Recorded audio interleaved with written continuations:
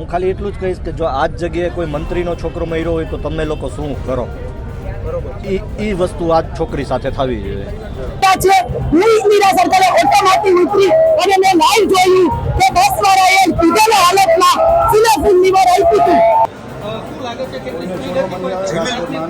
જમીનભાઈ, અવારનવાર city bus છે તે અકસ્માત સર્જતી હોય છે, સ્પીડ બાંધવામાં આવશે કે નહીં? આની સંપૂર્ણપણે તપાસ કરવામાં આવશે, કોઈને છોડવામાં નહીં આવે. ચાર લોકોના મોત થઈ ગયા અને આ સાંસદને શરમ પણ નથી. ગુજરાત કે જે એક સમયે પ્રગતિનું પ્રતીક હતું, આજે રસ્તાઓ પર થતા ભયાનક અકસ્માતોના કારણે શોકના સમાચારોનું કેન્દ્ર બની રહ્યું છે. 2024-25ના વર્ષમાં ગુજરાતમાં અકસ્માતોની સંખ્યામાં ચોંકાવનારો વધારો થયો છે.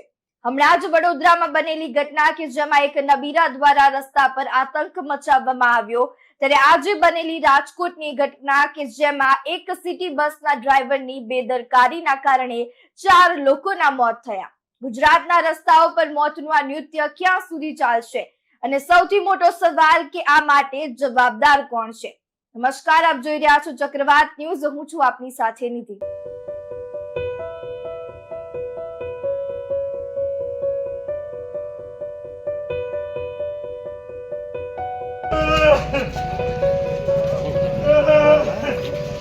ગુજરાત સરકાર કે જે રાજ્યને વાઇબ્રન્ટ ગુજરાત તરીકે રજૂ કરે છે, તે રસ્તા સલામતીના મુદ્દે સંપૂર્ણ નિષ્ફળ રહી છે.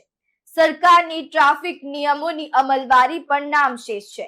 બેફામ ડ્રાઇવિંગ, ઓવરલોડેડ વાહનો અને નશામાં ડ્રાઇવિંગના કિસ્સાઓ દિવસે ને દિવસે વધી રહ્યા છે, પરંતુ ટ્રાફિક પોલીસની નિષ્ક્રિયતાઓને રોકવામાં નિષ્ફળ રહી છે. આજે બનેલી રાજકોટની અકસ્માતની ઘટના રાજકોટની ટ્રાફિક વ્યવસ્થા અને જવાબદારીના અભાવની પોલ ખોલે છે. રાજકોટના ઇન્દિરા સર્કલ નજીક સિટી બસ ચાલકે અકસ્માત સર્જ્યો છે. બસના ચાલકે બેફામ ઝડપે અને બેદરકારીથી વાહન હંકારીને 5 થી 6 લોકોને હડફેટે લીધા, જેનાથી 3 લોકોનું ઘટના સ્થળે જ મોત થયું. સ્થાનિક લોકોનું કહેવું છે કે બસની ઝડપ અને ચાલકની બેદરકારી આ દુર્ઘટનાનું કારણ હતું. આ ઘટના બાદ સ્થાનિક લોકોમાં ભારે રોષ ફેલાયો. રોષે ભરાયેલી ભીડે બસ પર હુમલો કર્યો, પથ્થરમારો કર્યો અને બસના કાચ ફોડી નાખ્યા. આ ઘટનાને કારણે ઇન્દિરા સર્કલ વિસ્તારમાં ભારે ટ્રાફિક જામ સર્જાયો, જેના કારણે શહેરની ટ્રાફિક વ્યવસ્થા ખોરવાઈ ગઈ. ત્યારે આ માતમ વચ્ચે ભીડને છૂટી પાડવા માટે પોલીસે લાઠીચાર્જ પણ કર્યો. આવી ઘણી ઘટનાઓ ભૂતકાળમાં પણ બની ગઈ છે, જેમાં બીજાની બેદરકારીના કારણે લોકોને પોતાનો જીવ ગુમાવવાનો વારો આવ્યો છે. અનેક બસ ડ્રાઈવર જે છે તે અત્યારે બેફામ રીતે બસ ચલાવી રહ્યા છે અને બીજાના જીવને જોખમમાં નાખી રહ્યા છે. ત્યારે આ સમગ્ર મામલે સ્થળ પર મોજૂદ લોકોનું શું કહેવું છે, આવો સાંભળીએ. મને કઈ ખબર નથી, પણ પોલીસ વાળાએ અમને સપોર્ટ કરવાને બદલે લાઠીચાર્જ કર્યો છે અને આ પોલીસ વાળાએ ડ્રાઈવરને લઈને પ્રોટેક્શન આપવા માટે હોસ્પિટલમાં લઈ ગયા છે. આ મરી ગયા છે એનું શું બિચારાનું, અને હવે ભવિષ્યમાં નહીં થાય છે એનું શું? અમે એનો ન્યાય મીડિયા પાસે માંગી છે કે મીડિયા શું કરી શકશે, એની તાકાત શું છે? તમે લોકો ખાલી વિડીયો જ ઉતારો છો ને મીડિયામાં તમે તમારો પ્રસ્તાવ કરો છો, બાકી તમે કઈ કરતા નથી. કોઈને ચોક છે, 1000 સીસીટીવી છે, તમે ફૂટેજ કાઢીને ચેક કરાવો. સીસીટીવીમાં સ્પષ્ટ દેખાય છે મોટાભાઈ કે ટ્રાફિક સિગ્નલ ખુલે છે ને બેફામ સિટી બસ આવે છે. બસ, હું બીજું નહીં કંઈ કહું. તમારે આપની શું માંગ હવે? હું ખાલી એટલું જ કહીશ કે જો આ જ જગ્યાએ કોઈ મંત્રીનો છોકરો મર્યો હોય તો તમે લોકો શું કરો? બરોબર. એ વસ્તુ આ છોકરી સાથે થવી જોઈએ. તમારા પરિવારમાં કેટલા લોકો? તમારા પરિવારમાં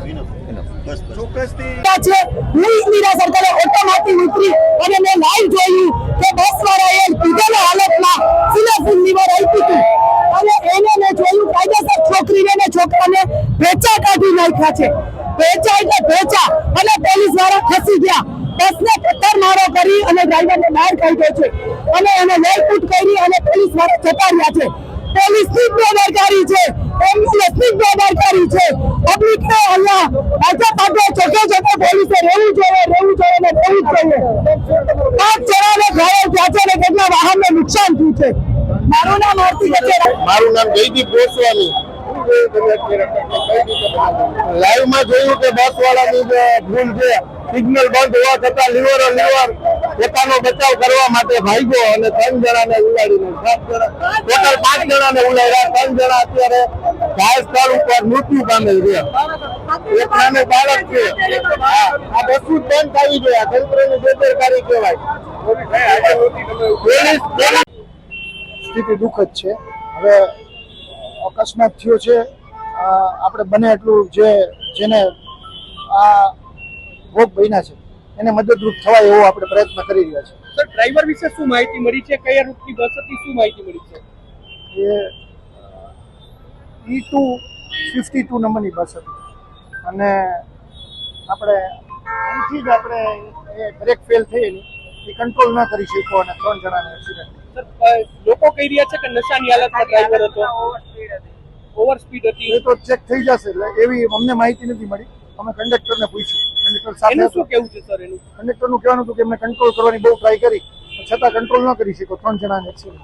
એજન્સી સામે શું કાર્યવાહી કરવામાં આવશે? સર, આ ગંભીર પ્રકારનું, કારણ કે અહીંયા લોકો ઊભા હતા અને અહીંથી ઊભા હતા અને તેને સિગ્નલમાં રસ્તા પર જતા હોય ને એક્સિડન્ટ થાય સમજી શકાય, પણ સર ટ્રાફિક સિગ્નલ પર ઊભો હોય ને આ પ્રકારનો ગંભીર અકસ્માત થાય, એ ખૂબ જ નિંદનીય છે અને આપણને ખૂબ જ દુઃખ. આપણે એ દુઃખમાંથી અત્યારે બહાર નથી આવી શકતા એવી પરિસ્થિતિ. હવે શું કાર્યવાહી સર કરવામાં? આપણે એની ઉપર કડકમાં કડક જે અત્યાર સુધી નહીં લેવાયેલા એવા પગલાં આપણે લઈશું. એક અનફોર્ચ્યુનેટ ઇન્સિડન્ટ છે. આ ઇન્સિડન્ટ બન્યો છે અનફોર્ચ્યુનેટ.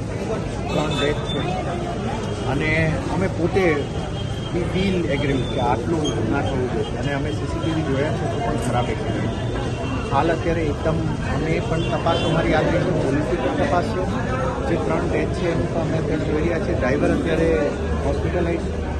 અમે આપને ખાતરી આપીએ છીએ કે એક ઉદાહરણરૂપ આની અંદર અમે કોર્પોરેશન તરફથી એક્શન લઈશું. Because every single life matters. એક લાઈફ પણ મેટર કરે છે. આ તો 3 લાઈફનો રૂલ છે અને અમને પોતાને અમે જોવામાં આની અંદર આપને અમે ખાતરી આપીએ છીએ કે એવું પ્રકારનું આની અંદર એક્શન લેવાશે કે જે ઉદાહરણરૂપ હંમેશા માટે રહેશે. કંપની સામે પણ એટલું જ સ્ટ્રિક્ટલી એક્શન લેવાશે, ડ્રાઈવર સામે પણ લેવાશે અને આની ડિટેલ તપાસ કરીને અને અમે આવા ઇન્સિડન્ટ ના થાય એની માટેની પણ આ તો અત્યાર સુધીની અમારી પણ speed guidelines are always there. આ અમે જ્યારે આટલું ટ્રાન્સપોર્ટ રન કરીએ છીએ ત્યારે પણ એ ગાઈડલાઇનનું follow. But every incident needs to be at least investigated before arriving at any. Sir, અવારનવાર અકસ્માત સર્જાય છે, સ્પીડ બાંધવામાં આવશે. અમે આપણે સ્પીડ લિમિટ અમારી બાંધેલી છે. અમે દરેક સ્પીડ લિમિટ ફિક્સ કરેલી છે. પરંતુ આ પર્ટિક્યુલર કેસમાં શું છે એ અમે પણ અત્યારે જોઈ રહ્યા છીએ. અમે પણ સીસીટીવીની એનાલાઇઝ કરી રહ્યા છીએ. મેં આપને કીધું એમ કે આ એક અનફોર્ચ્યુનેટ ઇન્સિડન્ટ છે અને આની બાબતમાં અમે as a corporation very serious. Because આવો એક્સિડન્ટ ના થવો જોઈએ કે જ્યાં 3 લાઈફ જેટલી અસર થાય. પ્રાથમિક વિગત અમે જોઈ, સ્પીડને નહીં. અમારી પાસે સીસીટીવી લાવ્યા, અમે સીસીટીવી જોયા.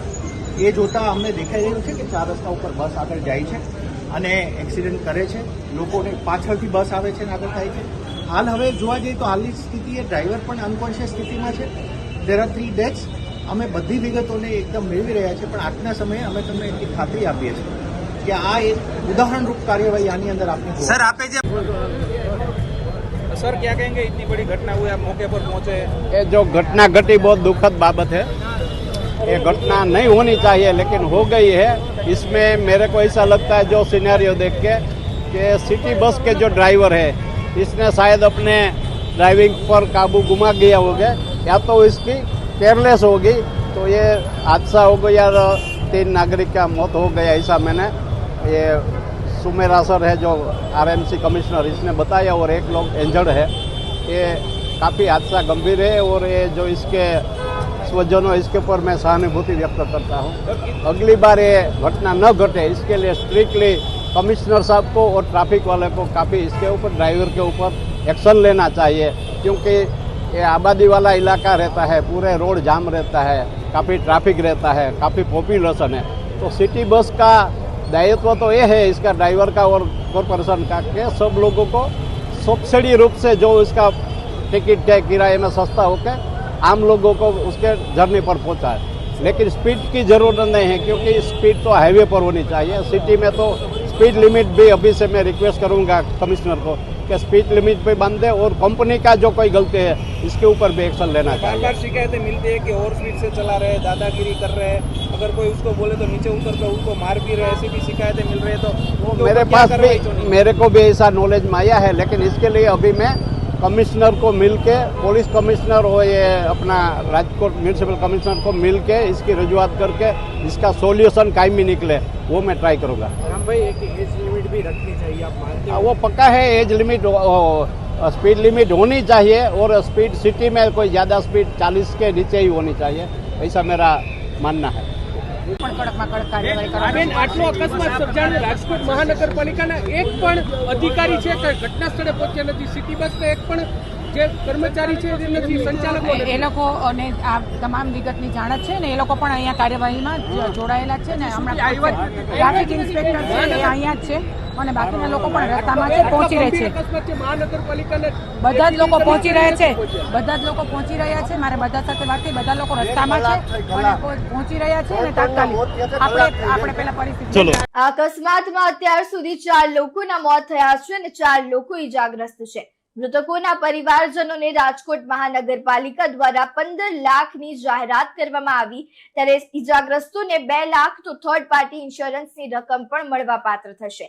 જો ગુજરાતમાં ભૂતકાળમાં થયેલ અકસ્માતના આંકડાકીય જે માહિતી છે તેના પર નજર કરીએ તો 2023માં ગુજરાતમાં 17,000 થી વધુ રોડ અકસ્માતો નોંધાયા છે, જેમાં 7,000 થી વધુ લોકોના મોત થયા છે. 2025માં આંકડો વધવાની પણ શક્યતા છે. ત્યારે રાજ્યના 30% થી વધુ હાઈવે પર રોડ સાઇન્સ અને લાઇટિંગની અછત છે, જે અકસ્માતોનું મુખ્ય કારણ છે. ગુજરાતમાં ટ્રાફિક નિયમોનું પાલન ન કરનારા વાહન ચાલકો સામે કડક કાર્યવાહીનો અભાવ છે. ત્યારે આરટીઓ દ્વારા અનેક ડ્રાઈવ યોજવામાં આવે છે, લોકોના સચેત કરવામાં આવી રહ્યા છે, પરંતુ છેલ્લે જે પરિણામ આવે છે તે શૂન્ય જ જોવા મળે છે. 40% અકસ્માતોમાં ઘાયલોને સમયસર હોસ્પિટલ પહોંચાડવામાં નિષ્ફળતા પણ નોંધાઈ છે.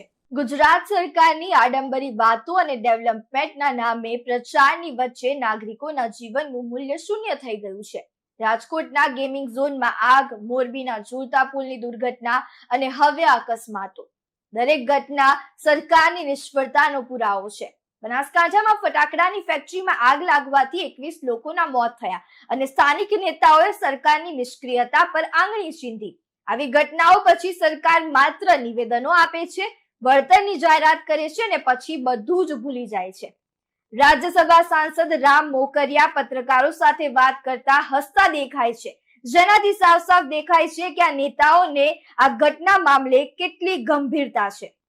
સહાય તો આ પરિવારોને મળી જશે, પરંતુ તે સ્ત્રીનું શું કે જેને તેના પતિને 15 દિવસ પહેલા ખોયો અને હવે અકસ્માતમાં તેના 25 વર્ષના દીકરાને. હજુ તો પતિના ખોવાના આંસુ નથી બંધ થયા, ત્યાં પુત્રએ પણ સાથ છોડી દીધો છે. અત્યારે એકના એક ભાઈનું મોત થતા પરિવારમાં માતમ છવાઈ ગયું છે. એ લોકોનું શું ભૂલ હતી કે જે પોતાના રોજગાર માટે કામ પર જઈ રહ્યા હતા, ત્યારે ક્યાંક બહાર નીકળીએ છીએ તો બીક લાગે છે કે ક્યાંક આપણો તો એક્સિડન્ટ નહીં થઈ જાય ને. બીક લાગે છે કે જ્યારે બસ બાજુમાંથી પસાર થાય છે, કારણ કે ક્યારે કઈ વસ્તુ અત્યારે આપણો ભોગ લેશે તે નથી ખબર.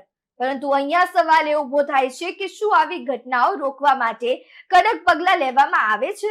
શું રસ્તાઓની ગુણવત્તા સુધારવા માટે નક્કર યોજનાઓ બનાવવામાં આવે છે? શું ટ્રાફિક નિયમોનું પાલન કરાવવા માટે નવી સિસ્ટમ લાગુ કરવામાં આવે છે? આવા અનેક સવાલો અત્યારે દરેક નાગરિકોના મનમાં ઊભા થઈ રહ્યા છે.